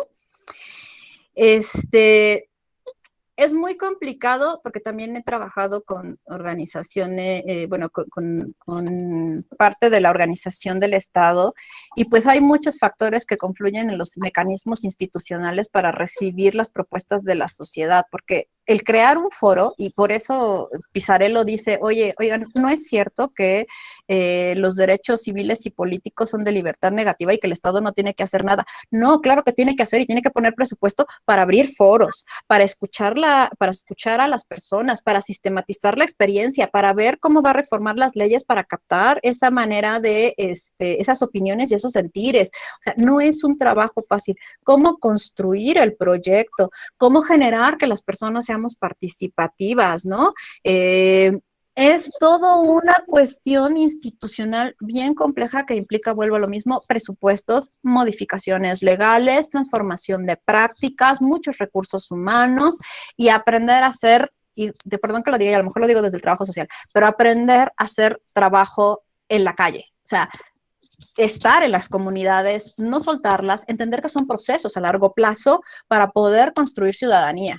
No, o sea, no es un proceso de 1 o 2 años o de un cursito de 6 meses. No, hay que estar cierto número de años dependiendo de la población para generar esta ciudadanía que además, ¿no? Además que al paralelo se den los cambios institucionales, ¿no? Y en esta cuestión de la aceptación de los resultados políticos, pues también tiene que ver mucho que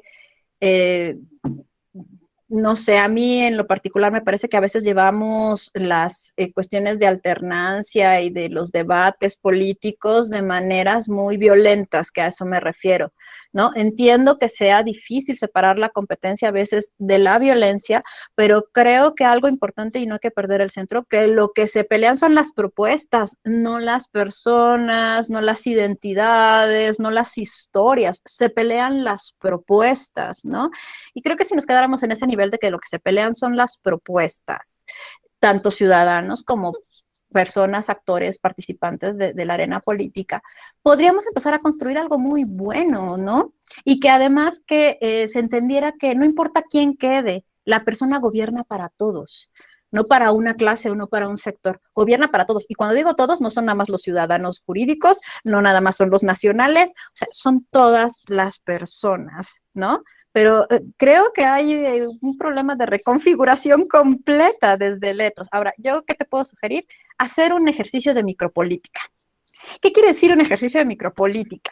Que no necesito necesariamente estar en el ámbito electoral o en estas cosas para poder ir transformando las cuestiones políticas, sino a través, por ejemplo, de pensar la violencia, pensar la opresión, situarme cuáles son las relaciones de poder que se juegan cotidianamente en mis relaciones y en mis interacciones. Y a partir de eso, ir eliminando la opresión, las desigualdades, yo colocarme en otras posturas, ¿no? Y eso, yo de verdad lo puedo así firmar, ¿no? Va a ir modificando mi entorno. Y entonces al ir modificando el entorno, a lo mejor no lo veo en 5 o 6 años, pero en algún momento sucederá. Espero haberte respondido, porque la verdad es que sí es una pregunta como para disertar, para hacer otra ponencia. Tus 2 preguntas, perdón. No, la verdad es que nos estás despejando muchísimas dudas. Dices cuestiones muy, muy interesantes, ¿no? Tendríamos que ir transformando muchísimas cosas. De entrada, esta como idea de que las elecciones, por ejemplo, ¿no? La democracia, tanto procedimental como sustantiva, como bien nos hace esta distinción, es un juego donde solamente se gana o se pierde, ¿no? Tendríamos que ir cambiando eso, de que hay ganadores, ¿no? Ganadores y ganadores. Si a lo mejor en este momento gana una propuesta política, tendríamos a lo mejor que ir pensando que en la siguiente elección gana la siguiente propuesta, ¿no? Entonces no es que perdamos algunos y otros ganen, sino que así es la democracia. Tenemos un comentario de Raúl Isaac Guzmán Zelaya. Muchas gracias por su extraordinaria disertación. Saludos desde la llave del sureste mexicano, Acayuca, en Veracruz. Y Jesús Andrés Gutiérrez Arbizu pregunta, ¿la justicia restaurativa se centra más en la reparación y menos en el castigo? Así es, lo principal es la reparación. Entendamos que es como también un cambio de visión, ¿no? Y también entiendo que, les decía, esta cuestión de las construcciones, ¿no? Cuando alguien, pensémoslo en el ámbito personal, a mí cuando queremos ver estas cosas estructurales, de repente es muy fácil cuando nos centramos en nosotros. Cuando alguien nos hace daño, ¿qué es nuestra primera sensación? Pues querer que el otro sufra igual, ¿no? A veces, digo, no quiero generalizar, pero normalmente es una reacción. Alguien me pisa en el metro y a veces quiero soltarle un golpe, ¿no? Que yo, como ya lo vimos, es una cuestión muy cultural. Entonces, nos está costando mucho trabajo, y se los digo porque ahorita en la tesis de grado que estoy haciendo, estoy entrevistando a jueces de lo penal. Nos está costando muchísimo trabajo entender que la justicia no está para soltarle un golpe al otro, que la justicia está para componer la fractura que los hechos violentos y opresivos nos generan, ¿no? Por eso hablaba de la cultura del perdón. Es otro enfoque completamente distinto, ¿no? Entonces, porque de verdad, en serio, lo he visto con víctimas. El que le den 50 años de prisión, 70 años de prisión a un cuate, no te quita el dolor. Lo importante es quitar el dolor, quitar el sufrimiento del pueblo, de la gente, ¿no? Entonces, si nosotros abordamos eso de voy a ver, focalizar al enemigo, no como el agresor, sino el enemigo es el dolor y la fractura, o sea, si trasladamos como nos propone la justicia alternativa, creo que ese cambio de visión cultural nos ayudaría muchísimo, no solo a nivel macrosocial, sino en nuestras interacciones cotidianas, ¿no? Muchísimas gracias. Sí, totalmente. Creo que a veces confundimos justicia con venganza, ¿no? Y creo que tendríamos que ir socializando juntos y juntas, construyendo juntos y juntas una definición mucho más plena, restaurativa, pacificadora, ¿no? De la justicia. Tenemos otra pregunta. Nancy, un segundo. Tenemos Peri Cruz nos pregunta, en el proceso educativo, ¿se podría estructurar más acciones preventivas que impacten a corto plazo por una cultura de la paz? ¿Se podría dar mayor énfasis al desarrollo de las artes, habilidades comunicativas, desafíos matemáticos y científicos como forma de vida del educando para fomentar el trabajo colaborativo resolutivo? Sí, es correcto. De hecho, yo como docente, dependiendo del tipo de la materia, siempre les dejo un proyecto social final. O sea, a la par de su examen final, les dejo un proyecto en donde tienen que identificar algún problema social y de su comunidad además, y de la que tienen que trabajar colaborativamente diseñando un proyecto para intervenir y tratar de paliarlo, ¿no? Me parece que una forma de educación basada en proyectos en este sentido, de proyectos sociales, puede hacer un aprendizaje muy redondo, porque dependiendo de la materia, puedo hacer que los estudiantes aborden ciertos contenidos del contenido temático, pero también que desarrollen ciertas habilidades y se empiecen a preocupar y empatizar con ciertas problemáticas, más bien con ciertas personas que sufren o viven determinadas problemáticas, ¿no? Por supuesto que un tema que para mí es central es la cuestión del género, la violencia de género, ¿no? Y he obtenido, la verdad, resultados muy interesantes con las y los estudiantes de cómo después de pasados algunos semestres regresan y me dicen, oiga, maestra, fíjese que ya me interesa mucho tal tema, ¿no? Que vimos y que estuvimos trabajando, ¿no? O sea, y además el trabajo social, no por la carrera, sino en sí el trabajar para la sociedad, para las comunidades, nos otorga o nos da unos beneficios personales que realmente no pueden ser cuantificados, ¿no? O sea, la conexión con las personas es algo que nos edifica personalmente, nos construye y nos hace trascender de una manera muy maravillosa. O sea, la verdad, quien pueda, quien quiera, si involúcrese en alguna actividad de esta, va a ver cómo su vida cambia y su percepción cambia. Muchas gracias por la respuesta. Vamos a ir fomentándolo más, ¿no? Incluso, pues sí, hace poco revisaba un dato de que hay mucho más abogados defensores en derecho penal, pero no, por ejemplo, en derecho civil o derecho familiar, por ejemplo, que es donde ocurren el mayor número de conflictos de justicia cotidiana, ¿no? De la justicia cotidiana. Entonces, no sé, pensar todo ese tipo de cosas son muy importantes. Alejandro Lozano te pregunta, respecto a la democracia, ¿no cree que el hecho de que en los últimos años muchas de las tiranías y dictaduras hayan accedido al poder de un modo democrático implica que la democracia, para subsistir, tiene que ser en algún modo antidemocrática? Con esto estoy pensando en los ejemplos de Hitler, Mussolini, Chávez, Maduro, Pol Pot, Erdogan, etc. La pregunta se centra en la prohibición de ciertos partidos políticos, de ciertos candidatos. Ok, bueno, recordemos una cuesta importante, digo, porque algunos de los ejemplos citados es como antes de la conmoción de Segunda Guerra Mundial y las elaboraciones neoconstitucionalistas, o durante su proceso de consolidación. Recordemos que los derechos humanos son un límite, o sea, la misma democracia tiene un límite. ¿Cuál es ese límite? Los derechos humanos. O sea, no porque sea una decisión de la mayoría, yo voy a negarle derechos a las minorías. No voy a negarle sus garantías ni tampoco los recursos a los que debe de tener acceso. Entonces, la democracia tiene un límite, o sea, sí, efectivamente, o sea, no lo hablaría yo como una imposición o una cuestión antidemocrática, sino más bien como un vínculo indisoluble para marcar pesos y contrapesos. Así como los derechos humanos no son absolutos, ¿no? O sea, eso es algo que hay que entender. Los derechos humanos no son absolutos, admiten limitaciones y restricciones, porque pues somos tantas personas que si fueran absolutos no podríamos convivir, ¿no?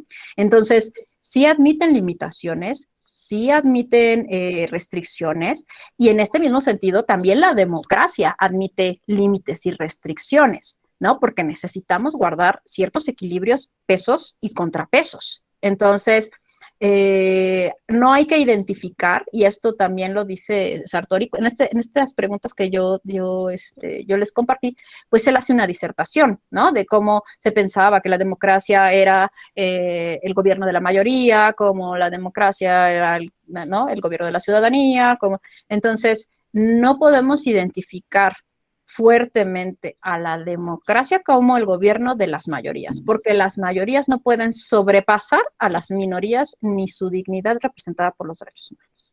Eso, no sé si respondí la pregunta, espero que sí. Yo creo que sí. Muchísimas gracias, Mónica. A ver si nos dice algo quien nos hace la pregunta, nuestro amigo Alex lo confirma. Juan Ignacio Bilbao señala, la justicia restaurativa nos hace replantear el lugar que debe ocupar el punitivismo en la construcción de una sociedad y su convivencia. Y finalmente, Mirna Ocaña Díaz, hola, muy buenas tardes, muy buena plática. Yo tengo 3 preguntas. ¿A qué se refiere al mencionar culpabilidad de la víctima? ¿Qué tanto se relaciona la insatisfacción de la vida social con la violencia?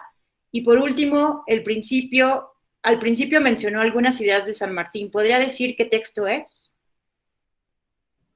Ok, respecto a la primera, me las podría, maestra Tello, me las podría repetir mientras busco la base de San Martín. Claro que sí. ¿A qué se refiere al mencionar culpabilidad de la víctima? Ok, me refiero a los sentimientos de culpa que a veces las víctimas generan por el evento violento, por cuestiones culturales, estructurales, ¿no? E incluso personales, afectivas o cognitivas, las personas pueden llegar a culpabilizarse de la violencia que reciben. Esto es muy claro, por ejemplo, con los niños maltratados, ya sea por acción o por descuido o negligencia.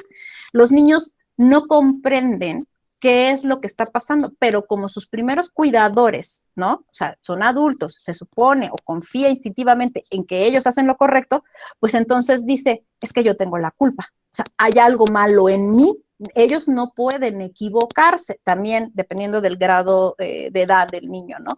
Pero normalmente en edades muy tempranas, pues el niño lo que hace es desconfiar de sí mismo, decir, yo tengo la culpa, yo soy el responsable, yo soy el malo, yo hice algo malo, ellos tienen la razón. Por eso, tip, si en algún momento, y ojalá que nunca les pase, como a mí me ha pasado, tienen un asunto de un niño que ha sufrido violencia y les platica sus eventos de violencia, lo primero que les sugiero que les digan, no lo digo yo, lo dice Ann Miller, es dile, yo sí te creo y no fue correcto. Porque el niño necesita un testigo de que lo que le pasó, pasó, pero que además no estuvo bien. Así lo hayan hecho los papás o sus primeros cuidadores. No importa. Y esto también es posiblemente replicable con mujeres víctimas de violencia o algún otro grupo de vulnerabilidad. O sea, sí te creo, no es correcto por estas cargas emocionales y sociales que podemos recibir. La segunda, espero haber respondido. La segunda es, ¿qué tanto se relaciona la insatisfacción de la vida social con la violencia? Pues bueno, es que de entrada, dentro de la tipología de la violencia, la insatisfacción de necesidades puede ser un tipo de violencia estructural, ¿no? O sea, podría ser un tipo de violencia. También, como decíamos, bueno, si yo también tengo a nivel personal, tengo ciertas necesidades insatisfechas que me generan frustración, también puede ser un factor desencadenante de violencia, ¿no? También, si yo estoy demandando la satisfacción de mis necesidades y no me hacen caso, a lo mejor puedo pensar que como decía yo, ¿no? La última ratio es ejercer violencia para hacerme escuchar. Entonces, Hay una relación bastante compleja entre estos tres conceptos, ¿no? Que habría que analizarse, eso sí lo digo, casuísticamente, ¿no? Hay que ver cada caso concreto para ver exactamente cómo se intersecta. Y la referencia de San Martín de Espulgues, ¿no? Es un apartado de un libro que se llama, bueno, el apartado que él escribe se llama Conceptos y tipos de violencia, y está en un libro en donde él es coordinador, ¿no? Junto con Gutiérrez Lombardo y Martínez Contreras, que se llama Reflexiones sobre la violencia de siglo XXI Instituto Centro Reina Sofía. Es este artículo, también les recomiendo como referencia el libro, todos los apartados son muy interesantes. Muchísimas gracias. Son todas las preguntas. Yo tendría una pregunta para ti, si me permites hacerla. Fíjate que recuerdo que en la ley modelo interamericana para prevenir toda forma de violencia y acoso político contra las mujeres, esta ley que hace el mecanismo de seguimiento de la Convención Belém do Pará, señala que en ningún caso se recomienda, incluso en algún artículo de la ley se dice que no se debe de implementar mecanismos alternativos de solución de controversias para casos de violencia política contra las mujeres en razón de género. Se dice que la razón es que se puede poner en una relación muy asimétrica a la víctima con su agresor. Y entonces la ley y este mecanismo, las expertas y los expertos que forman parte de este mecanismo, nos recomiendan no usar este tipo de alternativas para solucionar las controversias. ¿Tú qué opinas de esto? ¿Crees que tuviera que ser una visión tan cerrada o sí habría formas de buscar estos mecanismos alternativos en violencia política contra las mujeres en razón de género? Uy, me acabas de hacer una pregunta que espero ser breve porque me acabas de tocar una fibra sensible. El asunto es que nosotros en contextos latinos, o sea, hay que atender en el contexto en el que estamos, ¿no? Y hay que entender otras cuestiones que no toqué aquí porque no era la materia, pero considerar cómo nuestras sociedades, o sea, a partir de estos órdenes nociológicos, tienen una estructura androcéntrica y patriarcal. Y que normalmente sus productos culturales, como este tipo de mecanismos, el derecho, e incluso las personas que pueden mediar, pueden tener este tamiz. Entonces, existe un riesgo alto. O sea, no se puede desconocer que el riesgo es profundo y es alto. Entonces, si nosotros acudimos, porque a veces es importante acudir a otras perspectivas, por ejemplo, a los principios de la bioética, ¿no? Y el principio de no maleficencia. Oye, ¿sabes qué? No sabes cuáles van a ser los efectos negativos de implementar esta medida dentro de este contexto social, mejor no lo hagas, porque no sabes cuáles son los efectos negativos que puedes generar, pero es que hay que entender nuestros contextos, ¿no? O sea, todavía tenemos en nuestro contexto nacional personas que dudan que existe la violencia de género, personas que dudan, ¿no? De por qué, de que el lenguaje, por ejemplo, que el lenguaje es un producto cultural que puede estar permeado de estas visiones y que desconoce o invisibiliza a las personas. O sea, todavía existe eso. Entonces, si estamos en estos contextos, pues creo que no estaba tan alejada, o sea, esa prohibición no es tan descabellada, ¿no? O sea, probablemente, y como todo en el derecho, y eso es algo hay que decirlo, aunque el derecho está destinado a permanecer, pues el derecho también está destinado a amoldarse a las realidades sociales. La realidad social que vivimos nos demanda esto, ¿no? Esto es lo que demanda. Quizá si logramos transitar a otros estadios, podemos ocupar la justicia alternativa para ocuparnos de estos casos. Pero bajo estos escenarios, considero que sí sería imposible, que la víctima sería expuesta a un gran riesgo de revictimización y entonces pues es mejor cubrirla. Les digo porque efectivamente en mi experiencia con el Movimiento por la Paz, yo lo que veía en las autoridades es que pues sí, les hacían caso, les ponían medidas de protección cuando estaban relacionados con crimen organizado, etcétera y demás, pero toda esta parte psicoemocional o del soporte psicoemocional que debía tener la víctima estaba completamente olvidado. Entonces teníamos víctimas enfrascadas en su memoria ingrata, ¿no? Y entonces, pues las personas seguían en este ciclo, sufriendo una y otra vez, o sea, en una revictimización, vivían en la revictimización. Entonces, trasladándolo a la cuestión de género, pues si no existen todos estos soportes alrededor que permitan el mecanismo, considero que las mujeres podrían sufrir más violaciones a sus derechos y a su integridad personal con este tipo de procedimientos. Muchísimas gracias. Con esto concluiríamos la ronda de preguntas y comentarios y respuestas. Entonces, simplemente te preguntaría si quisieras hacer un comentario final para cerrar y despedir esta conferencia, esta charla que tuvimos. Pues simplemente agradecer profundamente a todas y todos ustedes de la Escuela Judicial y a todas las personas que han tenido la paciencia y la tolerancia de escucharme, porque ya nos excedimos en el tiempo.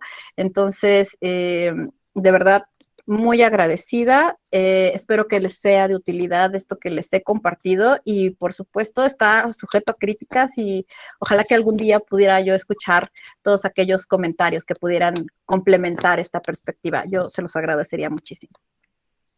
Al contrario, Mónica, maestra Vázquez, muchísimas gracias a ti. Estamos encantados, encantadas de haberte escuchado. Vamos a seguir invitándote. Es muy acertada la invitación que te hace el doctor Narváez y este ciclo de conferencias, porque necesitamos ir transformando, ¿no?, nuestra cultura adversarial, ¿verdad? Para ir fomentando una de diálogo. Muchísimas gracias a todas y a todos quienes nos acompañaron a través del canal de YouTube del Tribunal Electoral, a través de esta plataforma. A nombre de los magistrados, magistradas de la Escuela Judicial Electoral y de nuestra directora Gabriela Rubalcaba, agradecemos enormemente, maestra Vázquez, su maravillosa charla este día. Seguimos en contacto y hasta la próxima.